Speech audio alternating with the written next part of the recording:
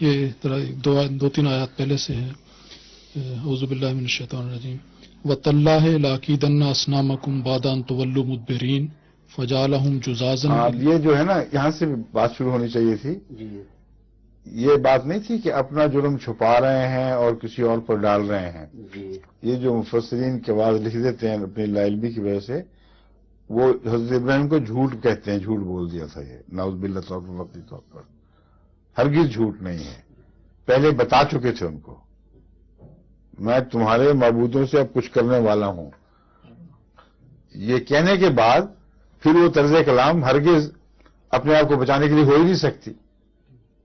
جو ایسا ڈرپوک تھا اور چھپ کر بات کرنے والا تھا اور کرنے کے بعد دوسروں پر الزام ڈالنے کا عادی ہو، وہ پہلے کیا جایا کرتا ہے کہ خبردار اب تم سے کچھ ہونے والا ہے، دیکھنا میں تمہارے سے کیا کرتا ہوں. آگے وَتَاللَّهِ لَأَكِيدَنَّ أَصْنَامَكُمْ بَعْدَ أَن تُوَلُّوا مُدْبِرِينَ. خدا کی قسم میں تمہارے اصنام سے کوئی کچھ کرنے والا ہوں. جب تم چلے جاؤ گے تو پھر کروں گا، تمہارے پیچھے کروں گا، کروں گا ضرور، میں ہی کروں گا. فَجَعَلَهُم جُذَاذًا إِلَّا كَبِيرًا لَّهُمْ لَعَلَّهُمْ إِلَيْهِ يَرْجِعُونَ. اس نے ٹکڑے ٹکڑے کر دیا ان کو سوائے بڑے کے. یہاں یہ فرمایا تاکہ اس کی طرف رجوع کریں، لیکن جب وہ آتے ہیں تو یہ نہیں فرمایا کہ اس سے پوچھو، یہ فرمایا ان سے پوچھو. پوچھیں نا، آگے چلیں آگے. ہاں.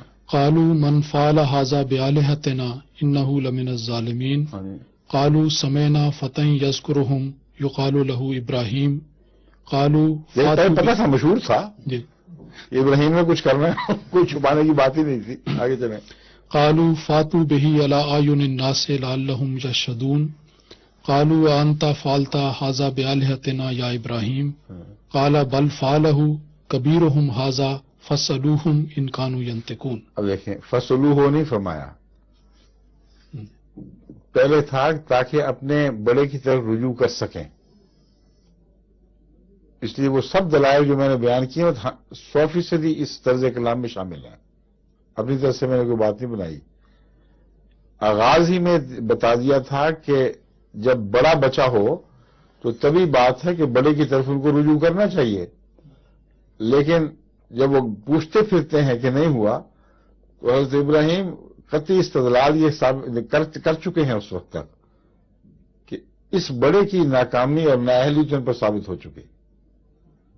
کھڑا رہا یہاں، نہ روک سکا، نہ تم اس سے پوچھ سکے ہو.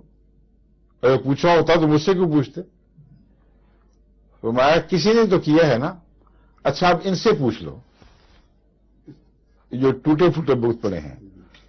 جب سلامت نہ بتا سکے تو ان سے پوچھنے کا کیا مطلب ہے؟ پھر اس کا میں بتا رہا ہوں مفہوم کہ دراصل بت پرست آج بھی یہی کہتے ہیں، پہلے بھی یہی کہا کرتے تھے کہ ہم اتنے بیوقوف نہیں کہ جن کو خود گھڑیں ان کو خدا بنائیں.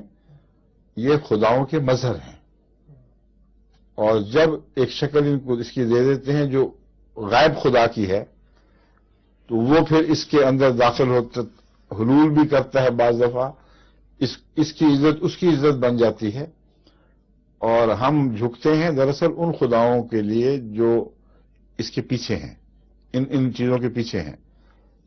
اس دلیل کو بھی توڑ دیا. زندہ جو سلامت جو تھا، زندہ نہیں سلامت تو کچھ نہیں کر سکا تمہارا. اس کے ہوتے ہوئے تم میرے پاس آ رہے ہو، اس سے نہیں پوچھ رہے. صاف ظاہر ہے کہ تم جانتے ہو کہ بالکل کچھ بھی نہیں کچھ کر سکتے. ٹوٹوں ہوں سے کی طرف توجہ کرو، اس لیے کہ ان کو تو تکلیف پہنچی ہے نا، ان کو کسی نے مارا ہے. یہ نہیں تو ان کے پیچھے کوئی خدا تھے کہ نہیں؟ ان کا کام تھا. یہ بت ان کی حفاظت نہیں کر سکا، کوئی غیرت نہیں دکھا سکا. وہ جو تم کہتے ہو کہ ان کے پیچھے طاقتیں ہیں، وہی اب رد عمل دکھائیں. ان سے پوچھو. تو ان سے پوچھو سے مراد ان طاقتوں سے پوچھو جو اس سے پہلے ہیں. وہ بھی کچھ نہیں کر سکی، نہ روک سکی، نہ جواب دے سکتی ہیں. تب نکسوا علی رؤوسہم فرجعوا الى انفسهم فقالوا انکم انتم الظالمون ثم نکسوا علی رؤوسہم. وہ الگ ہوئے ہیں آپس میں، اور بے ساختہ ان کی فطرت کی آواز اٹھی ہے. وہ بات سمجھ گئے حضرت ابراہیم علیہ السلام کی. انکم انتم الظالمون، تم ہی ہو جو ظلم کرنے والے ہو، ابراہیم کا کوئی ظلم نہیں ہے. بات کھل گئی ہم پر.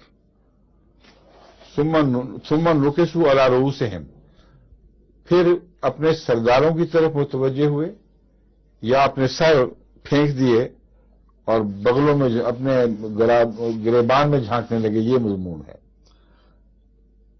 اور سرداروں کی طرف متوجہ ہو کر پھر اسکیم بنی ہے. یا غور کرنے کے بعد انہوں نے کہا ہے کہ ہے تو سب دھوکہ ہی، مگر ہمارا تو سارا دین برباد ہو جائے گا، ساری روایتیں تباہ ہو جائیں گی، ساری قوم ہاتھ سے نکل جائے گی.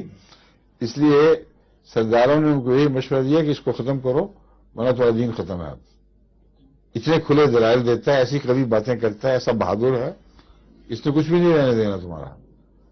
تو نکسوا علی رؤوسہم کے بعد پھر یہ فیصلہ کرتے ہیں. کیا ہے فیصلہ؟ ثم نکسوا علی رؤوسہم لقد علمت ما ہؤلاء ینطقون. اب یہ کہنے کے بعد ابراہیم کو اب کہہ رہے ہیں کہ تجھے پتہ ہے اچھا بھلا یہ بولتے نہیں ہیں، ہم سے جو بلوا رہا ہے تم خود جانتے ہو. آگے قال افتعبدون من دون اللہ ما لا ينفعکم شیئا ولا یضرکم اف لکم ولما تعبدون من دون اللہ. نفع اس طرح نہیں پہنچا سکے کہ جو بڑا بت تھا وہ موجود رہا اور چھوٹوں کی حفاظت نہیں کر سکا، اور نقصان اس طرح نہیں پہنچا سکتے کہ ابراہیم ان کو توڑ دیتا ہے اور کوئی ضرر ابراہیم کو نہیں پہنچتا. تو یہ ہے ان کی حالت، جو نفع نہ پہنچائے نقصان نہ پہنچائے اس کی عبادت کیسی. آگے قالوا حرقوه وانصروا آلهتكم ان کنتم فاعلین. ہر کفر کا یہی راج ہے، ان کو جلاؤ، مارو، کوٹو، ختم کرو، اس کے بغیر بچتے نہیں ہیں ہم. ٹھیک ہے جی.